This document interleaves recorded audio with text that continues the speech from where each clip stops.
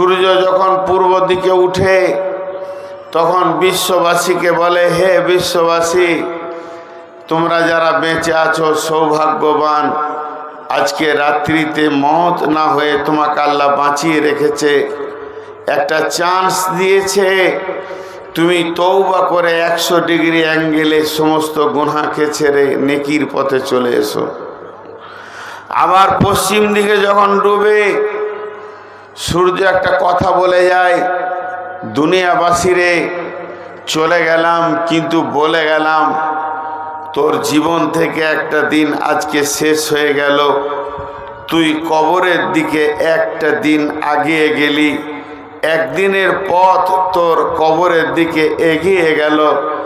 তোর হায়াত নামে ব্যাংক থেকে যতগুলো দিন ভরা আছে, একটা দিন আজকে শেষ হয়ে গেল তোর হায়াতের দিন। অতএব এখনো তুই সাবধান হয়ে যা। সামনে রাত পেয়েছিস, রাতে আল্লাহর কাছে কেঁদে নিজেকে ঠিক করে নে, কারণ কবর তোর অপেক্ষায় আছে। জি, এগুলো কোরআন হাদিস নয়, দার্শনিকদের কথা। হাদিউজ্জামান নামে একজন দার্শনিক কয়েকটা কথা বলেছেন। হে মানুষ, এখন তুমি মাটির ওপরে চলছ দাম্ভিক ভরে, তোমাকে অল্প সময়ের মধ্যেই একদিন মাটির ভিতরে ভরা হবে। হে মানুষ, তুমি দিবালোকে হাঁটছ, একদিন অচিরেই তোমাকে অন্ধকার করে ভরা হবে। হে মানুষ, তুমি সজ্জনের ভিতরে আছো, একদিন নিরালা নির্জন কবরে যাবে। আজ তুমি অহংকার করছো, কালকে তোমার অহংকারকে চুরমার করা হবে। তুমি শরীরে গৈরব করছো, তোমার এই শরীর গলে পচে লন্ড ভন্ড হবে।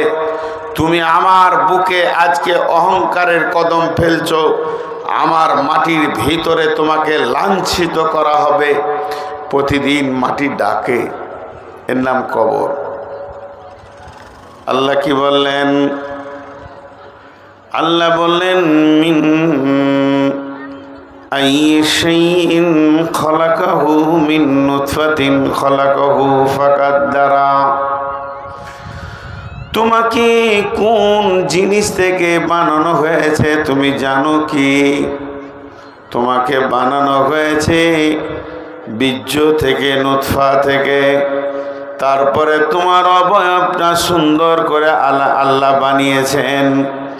তারপরে বানানোর পর সুম্মা সাবিলা ইয়াসসারা, রাস্তাকে আসান করা হয়েছে। সুম্মা মাতাহু ফাকবারা, এরপরে আল্লাহ বলছেন, আমি তোমাদেরকে মারবো, আবার কবরের ভিতরে তোমাদের জায়গা করে দিব।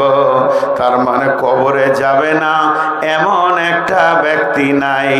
আল্লাহর নবী কবরের নাম আর একটা দিয়েছেন, ওই জগৎটার নাম আলামে বারজাখ। বারজাখ মানে মৃত্যুর পরের প্রথম স্থানের জীবনকে বলা হয়েছে। বারজাখ মানে কবর হতে পারে।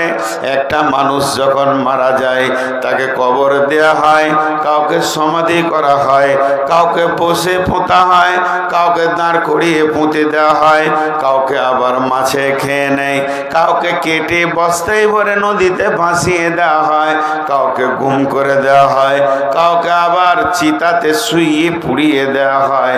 তার মানে যে কোনো জায়গায় যেমন অবস্থা হোক না কেন, আল্লাহর নবী বলছেন ওই সময়টার নাম হচ্ছে আলামে বারজাখ। এই বারজাখের টাইমে যখন মানুষকে কবরে শোয়ানো হবে, ইদা উদিয়াল মাইতু ফিল কবরি আতাহু মালাকানে ফায়াকুলানে মান রব্বুকা মা দীনুকা ওয়া মান নবিয়ুকা। যখন কবরে শুইয়ে দেওয়া হবে, দুজন ফেরেশতা আসবে এবং তারা 3খানা প্রশ্ন আপনাকে কবরের ভিতরে করবে। জি, খুব জিনিসগুলো বুঝি, আস্তে আস্তে আস্তে আস্তে আরো গভীর। আর 10 মিনিট পর গভীরতাটা বুঝতে পারবেন। বীরভূম জেলাতে একটা গোরস্থানে লেখা আছে হাই রোডের পাশে। গোরস্থানে কে বা কে লিখেছে আল্লাহ জানে। হে পথিক দাঁড়িয়ে যাও। চলমান লোককে বলছে কবরওয়ালারা, হে পথিক দাঁড়িয়ে যাও, আমাদের জন্য দোয়া করে যাও। আজ তোমরা যেখানে, কাল আমরা ছিলাম সেখানে। আজ আমরা আছি যেখানে, কালকে তোমরা আসবে সেখানে। হুঁশ করে যাও। কবরের সাবজেক্টটা কত দামি। জি, কবর সাবজেক্টটা কত দামি। আলেম ওলামা বসে আছেন, জিজ্ঞেস করবেন। আমাদের টাকা পয়সা হলে কোথায় যাই? দার্জিলিং, জলপাইগুড়ি, গ্যাংটক, এগুলো ঘোরার জায়গা। ট্যুরিস্ট ঘুরতে গেছিলাম, পশ্চিম ভারত, দক্ষিণ ভারত ঘুরে এলাম। টাকা যদি বেশি হয়, মানিস্তাতা ইলাইহি সাবিলা, একটা জায়গা যান, আল্লাহর ঘর। আল্লাহর ঘর আল্লাহ নিজে ডেকেছেন, যদি তোমার সমর্থ হয়ে যায় এসো আমার ঘরে। যদি টাকা না হয়, কিংবা আপনি যদি ধনী হন, আজকে আমি নূর মোহাম্মদ বলে যাচ্ছি, কবর জিয়ারতের ওপরে অনেক গুরুত্ব আছে, কিন্তু আমাদের কাছ থেকে চলে গেছে। আম্মা জান আয়েশা বলছেন, বিশ্ব নবীকে আমি যখন বিছানায় পেতাম না, বিছানায় দেখতাম আমার ঘরে পালা আছে, আমার ঘরে শুয়ে আছে। গভীর রাত্রিতে দেখতাম নবীজি বিছানায় নেই। ছোট মানুষ, অল্প বয়স, মনে মনে আমি ধারণা করেছি নিশ্চয়ই না জানি নবীজি অন্য কোনো বিবির বাড়িতে চলে গেছে, আজকে আমার কাছে না এসে অন্য বিবির মুলাকাতে চলে গেছে। পিছাই থাকতেন না, কখনো কখনো বিছানায় দেখতেন না, অর্ধরাত্রিতে উঠে যেতেন, ফজরে আগে উঠে যেতেন। আম্মা জান আয়েশা বলেন, আমি একদিন ঘুমানোর ভান করে শুয়ে থাকলাম, আজকে যদি রসুল উঠে আজকে আমি ধরে ফেলবো আধার রাতে কোন বিবির বাড়িতে যায়, কি কাজ করে। তখন আমি দেখছি গভীর রাত্রি যখন পার হয়ে ফজরের কাছাকাছি এসে গেছে, বিশ্ব নবী বিছানা থেকে উঠে বসলেন। প্রতিদিনের নেই যেমন তিনি দোয়া পড়তেন, ঘুম ভাঙার দোয়া বলে সব পড়া হয়ে গেল। আম্মা জান আয়েশা বলছেন, আমি ঘুমানোর ভান করে পড়ে আছি, নবীজিকে আমি জানতে দিছি না, আজকে ধরবো উনি কোন বিবির বাড়িতে যায়। আকাশে চাঁদনি রাত, গভীর রাত্রে নবীজি উঠে যখন হুজরা থেকে বের হয়ে গেলেন, আমি ওনার পেছনে পেছনে চাদরটা গায়ে দিয়ে হাঁটতে শুরু করলাম, কিন্তু দেখলাম না না না না, আমি আয়েশার ধারণা ভুল, উনি কোনো জায়গা যায়নি। মসজিদে নববীর পাশে গারকুল বাকি, যেটাকে জান্নাতুল বাকি বলে, ওর আসল নাম গারকুল বাকি, যেখানে শহীদ সাহাবীরা শুয়ে আছেন, আল্লাহর নবী তাদের জিয়ারতে গিয়ে চাঁদনি রাত্রিতে কবরের পাশে দাঁড়িয়ে আছেন। আমি রসুলকে সুন্দর সাদা পোশাকে দেখতে পেয়েছি, অনেক সময় ধরে দাঁড়িয়ে থাকলেন, জিয়ারত করলেন, তারপরে এসে মসজিদে তিনি ফজরের সালাত আদায় করলেন। শুধু গারকুল বাকিতে যেতেন না, কখনো কখনো উঠে পূব দিকে হাঁটতে লাগতেন। হাঁটতে হাঁটতে হাঁটতে হাঁটতে 3 কিলোমিটার চলে যেতেন। উহুদের প্রান্তে 70 জন সাহাবী শুয়ে আছেন, তাদের জিয়ারতে চলে যেতেন। কবর জিয়ারত করা সুন্নতে রসুল, কিন্তু আমরা একবার আব্বা মাকে দিয়ে এসেছি, আর গোরস্থানের কাছে যাই না। একটা মজার কথা মাঝে বলে দিই। এটা হলো জৈনপুর, আমার বাড়ি থেকে 250 কিলোমিটার দূর। আমি যদি এখান থেকে দোয়া করি, আল্লাহ তুমি আমার মায়ের আমার আব্বার কবরকে জান্নাতুল ফেরদাউসের টুকরা বানিয়ে দাও, যতটা কাজ হবে। আমি যদি মক্কা থেকে করি অতটা কাজ হবে, আমি যদি চীন থেকে করি অতটাই কাজ হবে। পৃথিবীর যে কোনো কোণ থেকে দোয়া করবেন মা বাপের জন্য অতটাই কাজ হবে, আর গোরস্থানের পাশে গেলেও অতটা কাজ হবে। গোরস্থানে গেলে যে কবরওয়ালার বেশি লাভ হয় তা হয় না। গোরস্থানে গেলে কবরওয়ালাদের লাভ হয় তা হয় না, বরং যে জীবিতটা যায় তার লাভ হয়। কি লাভ হয়? গোরস্থানে যখন সে যায় তার আখিরাত মনে পড়বে, তার ধারণা আসবে গোরস্থান সম্পর্কে। আমি আপনাদেরকে 2টি গল্প শোনাবো। এখন একটা বলছি, এটা গল্প, বলবেন না যে এটা হাদিস। কালকে জিজ্ঞেস করবেন না হাদিস নম্বরটা বলে দেন। একটা গল্প বইয়ে চটি বইয়ে পেয়েছিলাম এক জায়গায় জালসা করতে গিয়ে, যে কবরস্থানে গেলে কেমন করে দিন মনে পড়বে। হযরতে ঈসা আলাইহিস সালামকে আল্লাহ মুজিজা দিয়েছিলেন, কুম বিজিনি আল্লাহ বললেই মৃত মানুষ জীবিত হয়ে যেত। তো গোরস্থানের পাশে একটা তিন কাটা 5 কাটা একটা ছোট জমি আছে। ওই জমিটা নিয়ে 2 ভাই ঝগড়া করছে। আমার, ও বলছে আমার, ও বলছে আমার, ও বলছে আমার, খুব ঝগড়া করছে। ঈসা আলাইহিস সালাম বলছে, বাবা তোমরা গোরস্থানের পাশে ঝগড়া করছো, তোমাদের আখিরাত মনে পড়ছে না? বলে হুজুর এই জমিটা আমার, ও বলছে আমার। মাঝে একবার বলে দিচ্ছি এটা গল্প। ঈসা আলাইহিস সালাম নামটা নিলাম কেন? ওকে দিই গল্পটা করা হয়েছে, লিখেছেন। কারণ কুম বিজিনিল্লাহটা কে বলবে? ঈসা আলাইহিস সালাম বলছে দাঁড়াও, ঝগড়া করিও না। গোরস্থানের কাছে গিয়ে বললেন, কুম বিইذনিল্লাহ, আল্লাহর হুকুমে দাঁড়িয়ে যাও। হে জমির মালিক তুমি দাঁড়িয়ে যাও।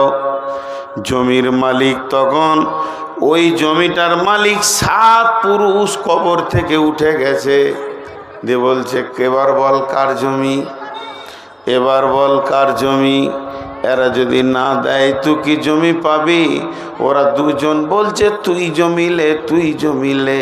কবরওয়ালারা বলছে বন্ধুরে, এই জমির প্রেমে কবরে গিয়ে হতাশ হচ্ছি, জমি নিয়ে তুমি প্রেম করো না, একদিন কবরে যেতে হবে। এটা হলো গল্প। আল্লাহ তাবারাক ওয়া তাআলা রাসূল বলছেন, যখন তুমি মজলিসে উঠবে, আমি যে উঠে চেয়ারে বসলাম, বললাম আসসালামু আলাইকুম, আপনারা উত্তর দিলেন কিনা জানি না, অপেক্ষীয়মান ছিলাম। যদি আমি কারোর সঙ্গে রাস্তায় দেখা হয়, বলবো আসসালামু আলাইকুম, সেও বলবে ওয়ালাইকুম সালাম। এবার অপেক্ষা করা হলো, কিন্তু 2 জায়গায় সালাম দাও। সালাম দেওয়ার পর অপেক্ষা না করে আরো কিছু কথা বলে নাও। একটা জায়গা হলো মসজিদ। মসজিদে যদি কেউ না থাকে, তুমি মসজিদ ঢোকার সময় সালাম দাও, আসসালাতু ওয়াসসালামু আলাইকা ইয়া রাসূলুল্লাহ, আল্লাহুম্মা ইফতাহলি আবওয়াবা রাহমাতিকা। ডান পাট আগে ভরে বলবেন আসসালামু আলাইকুম, আল্লাহর রহমতের ফেরেশতা থাকবে মসজিদে, না হয় জিন থাকবে, তারা উত্তর দিয়ে দিবে। আর একটা জায়গা, যখন তুমি গোরস্থানে যাবে, যেখানে আমাদের অতীতরা সব শুয়ে আছে, মা আছে, আব্বা আছে, ভাই আছে, বোন আছে, আত্মীয় স্বজন নীরব নগরে চলে গেছে, ওই জায়গায় সালাম দাও। সালাম দেওয়ার পর তুমি উত্তরের অপেক্ষা করো না, ওরা উত্তর তো দেবে না, ওদের কাছে সালামটা দোয়া হয়ে যাবে, আসসালামু আলাইকুম, আল্লাহ তোমাদের উপরে শান্তি বর্ষিত হোক। ইয়া হালাল কবরে, হে কবরবাসী, তোমাদের উপরে আল্লাহর শান্তি বর্ষিত হোক। ওয়ান্তুম সালাফুনা ও ইয়াগফিরুল্লাহু লানা ওয়া লাকুম, আল্লাহ তোমাদেরকেও মাফ করুন, আমাদেরকেও মাফ করুন, আল্লাহ তোমাদেরকেও মাফ করুন, আল্লাহ আমাদেরকেও মাফ করুন। ওয়ান্তুম সালাফুনা, তোমরা আগে আগে এসেছো, ও নাহনু বিল আসরে, আমরাও তোমার পেছনে পেছনে পেছনে আসবো। কবরবাসী যখন যাও, তোমরা কবর জিয়ারতে যাও, গোরস্থানে গিয়ে কিছুক্ষণ নীরব হয়ে দাঁড়িয়ে থাকো, দেখো তোমার মন আখেরাতের জ্ঞান খুলে দেবে, খুলে দেবে, খুলে দেবে। জি ভাই, উঠছে কেন একটা দুটা করে? অনেকক্ষণ বসে বসে বিরক্ত লাগছে নাকি? এটা মজার জিনিস আপনাদেরকে দেখায়, খুব খেয়াল করে দেখবেন। এখানে আপনাদের জানাজা পড়ার জায়গা রয়েছে, ওই জায়গাতে ধরেন একটা লাশ এসেছে, এখন বোঝাচ্ছি আপনাদেরকে, লাশটা এখানে আছে, ইমাম সাহেব উজু করে রেডি হয়ে গেছেন, আপনাও উজু করে কাতার দিয়েছেন, লোক এসছে 1000 কি 500, জানাজা শুরু হলো, কার জন্যে দোয়া হচ্ছে? আমরা সবাই ভাবি আব্বা মারা গেছে, মা মারা গেছে, খালু মারা গেছে, ওর জন্যে দোয়া হচ্ছে, জানাজাটা ওর জন্যে দোয়া হচ্ছে না। দোয়াটা আমি বলি, বিসমিল্লাহির রহমানির রহিম, আল্লাহুম্মা গফির লি হাইয়িনা ওয়া মাইতিনা ওয়া শাহিদিনা ওয়া গায়িবিনা ওয়া সাগীরিনা ওয়া কাবীরিনা ওয়া যাকারিনা ওয়া উনসানা, আল্লাহুম্মা মান আহইয়াইতাহু মিন নাফাইহি আলাল ইসলাম ওয়া মান তাওয়াফাইতাহু মিন্না ফাতাওয়াফাহু আলাল ঈমান। 12টা বলা হলো, 10টা দোয়া দেয়া হলো, 10টা। 10 থেকে একটাকে বার করেন, 10 থেকে যদি এক বিয়োগ হয় থাকবে কটা? মুখ খুলেন, থাকবে কটা? এই 9টা দোয়া জীবিতকে, একটা মৃত্যুকে দেয়া হলো। এবার দেখেন, আরেকবার বলছি, আল্লাহুম্মা গফির লি হাইয়িনা, এ আল্লাহ তুমি জীবিত যে আছে তাকে মাফ করো। আগে জীবিতরা দোয়া পেয়ে গেল, জানাজায় দাঁড়িয়ে আছে, মুর্দা ব্যক্তি আগে পেল না, আগে পেল জীবিতরা।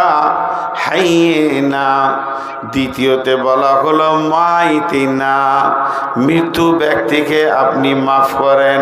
ওয়া শাহিদিনা ওয়া গায়িবিনা, হাজির আছে তাদেরকেও ক্ষমা করেন, যারা আসতে পারেনি তাদেরকেও ক্ষমা করেন।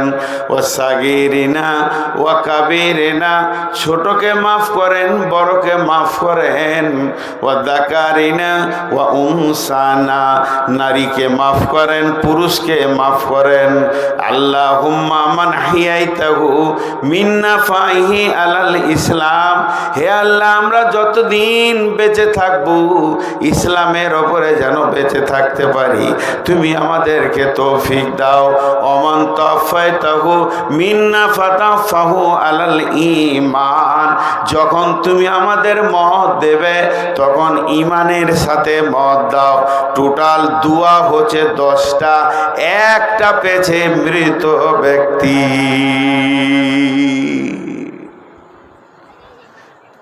10টার মধ্যে একটা পেছে মৃত ব্যক্তি, যে মরেছেও।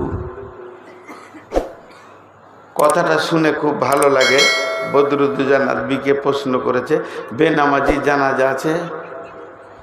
আমি দেখছিলাম ইউটিউবে, বলে যে নিজের নামাজ পড়েনি তার নামাজ পড়ে কে উদ্ধার করে দেবে?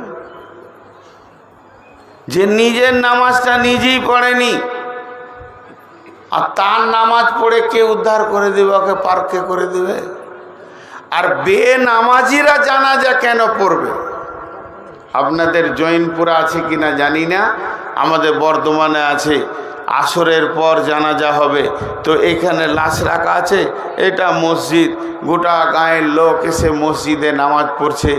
2 কাতার বাইরে মেহমানকে নিয়ে 1 থেকে 150টা লোক নামাজ পড়ে বের হলো, আর জানাজায় 2000 দাঁড়িয়ে গেছে।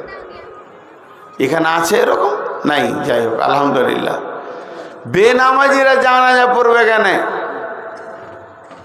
বেশ, এটা একটা কথা। দ্বিতীয় নম্বর, বিশ্বনবী বলছেন, যদি কোনো মৃত্যু ব্যক্তির জানাজায় তুমি শরীক হও, জানাজাটা পড়ো আর চলে আসো, তাহলে তোমাকে 1 কিরাত নেকি দেওয়া হবে। 1 কিরাত মানে 1 উহুদ পাহাড় সমান নেকি দেওয়া হবে।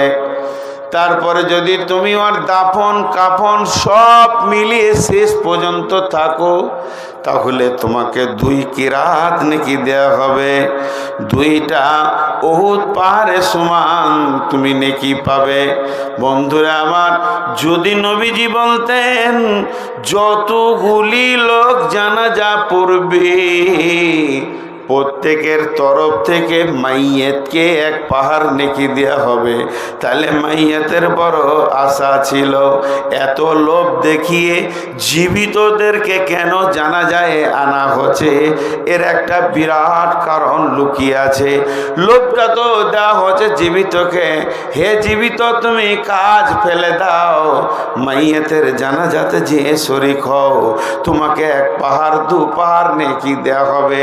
এই লোভটা কেন দিলেন? এই লালসাটা কেন দিলেন? যাতে করে উম্মতেরা জানাজায় বেশি বেশি করে শরীক হয়ে যায়, যাতে করে উম্মতেরা জানাজার নামাজে ভিড় লাগিয়ে হাজির হয়। লাভ কি হবে? লাভ কি হবে? লাভ কি হবে? একটা কথা আপনাদেরকে 3 বার বলবো, দার্শনিকের কথা, এটা হাদিসের কথা নয়, বড় একজন ফিলোসফারের কথা। তিনি বলছেন, একটা মানুষ মরে কিভাবে কবরে যাচ্ছে, একটা মানুষ জীবিত ছিল, এখনই জীবিত ছিল, মরে গিয়ে কিভাবে নিজের কবরে যাচ্ছে। যদি এই দৃশ্যটা দেখার পর কোনো জীবিত ব্যক্তির ব্রেনের দরজাটা যদি না খুলে, হেদায়েতের দরজাটা যদি না খুলে, তাহলে ওর মতো মূর্খকে পৃথিবীর কোনো পণ্ডিত নাই 1 কলম ওকে শিখিয়ে দেয়, 1 কলম লেখাপড়া শিখাতে পারে। তার মানে জানা যায় তুমি যাও, লোকটা মরে গেছে, আত্মীয় স্বজন ছেলে ফিলে ভাই ব্রাদার টাকা পয়সা জমি জায়গা পুকুর বাগান সবকে নীরবভাবে ছেড়ে দিয়ে তাদের সাথে কথা বলে না, এটা গুছিয়ে রাখ, ওইটা অমুক জায়গায় এটা আছে, এইটা আছে, ওইটা আছে, কিছুই না বলে একটা সাদা কাপড় পরে 4 জনার কাঁধে চড়ে গিয়ে আস্তে আস্তে নিজের ছোট্ট ঘর কবরে ঢুকে গেল। এই দৃশ্যটা দেখার পর, এই দৃশ্যটা দেখার পর, এই দৃশ্যটা দেখার পর কোন জীবিত ব্যক্তির বিবেক যদি না খুলে, এখনো পর্যন্ত যদি মসজিদের দরজা না পায়, এই রকম গাধা মূর্খকে পৃথিবীর কোনো ইউনিভার্সিটি নাই তাকে হেদায়েতের রাস্তা খুলে দেবে। অতএব জানাজাতে শরীক হলে আখিরাতের জ্ঞান বাড়ে।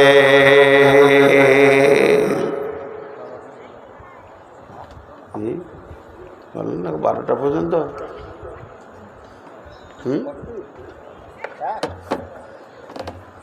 এই যে ঘন ঘন পানি খেয়েছি, দেন পানি কিছুই খাইনি। হ্যাঁ, আমার জিভটা শুকিয়ে গেছে। আজকে সুগার মেপে এলাম 490। এতদিন বলছিলাম 390, 490, মানে 500 ধরেন সুগার। এই গাড়ি থেকে নামার পর আমি এত ক্লান্ত হয়েছিলাম, যাকে হাওয়াটা দিল দিয়ে খানিকটা সুস্থি পেলাম। তবে এই দিককার হাওয়াটা আপনারাই ঘেরে নিয়েছেন, একটু আসছে না এখানে। তো আমি মা বোনদেরকে বলছি, খুব দামি কথা, তারা আর একটু আগাতে দেন কবরের ব্যাপারে। কবর এমন একটি জায়গা, উপায় নাই, যেতে হবে, উপায় নাই। আল্লাহ বলেছেন সুম্মা আকবারা সুম্মা আমাতাহু ফাকবারা, তোকে আমি কবরে ভরবই। বড় বড় মাস্তান, বড় বড় নবী, বড় বড় ওলি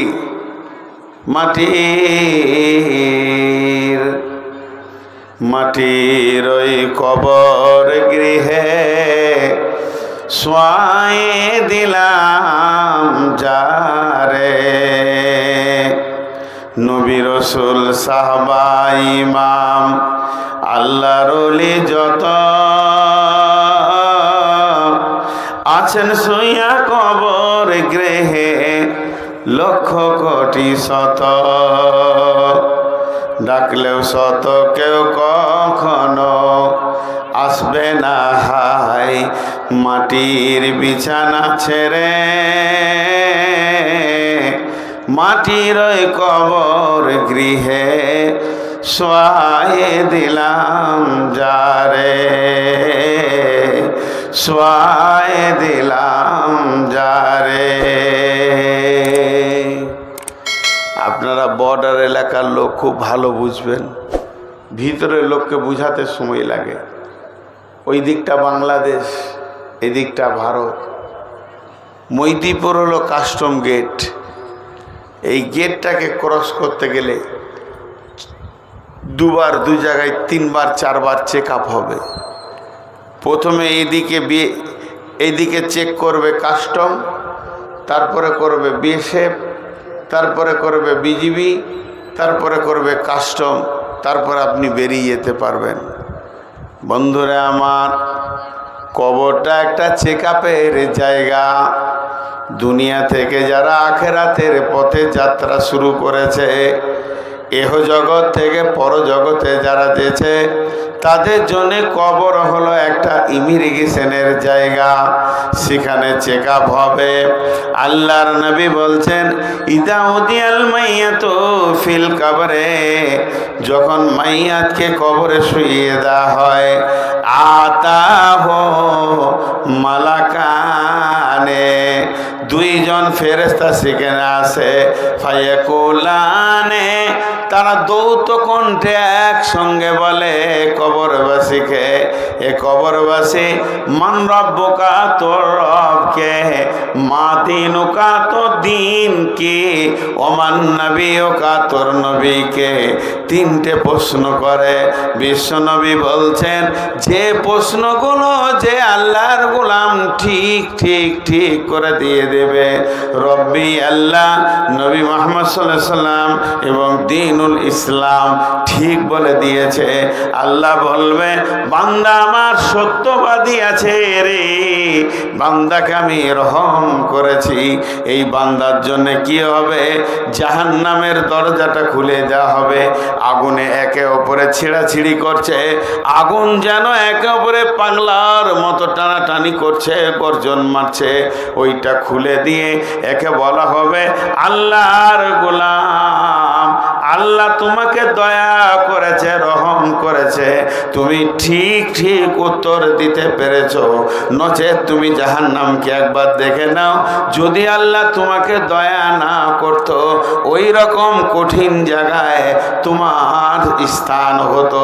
লোকটাকে বলা হবে, পক্ষান্তরে যে লোকটা উত্তর দিতে পারল না, হা আল্লাহ আদেরি, আমি কিছুই জানি না, কিছুই বুঝি না, এ সম্পর্কে আমার কোনো জ্ঞান নাই। মান রব্বুকা মা দীনুকা মান নবিয়ুকা, ওই যখন কথাটা বলবে আমি জানি না, ওর জন্য জান্নাতের দরজাটা খুলে দেওয়া হবে।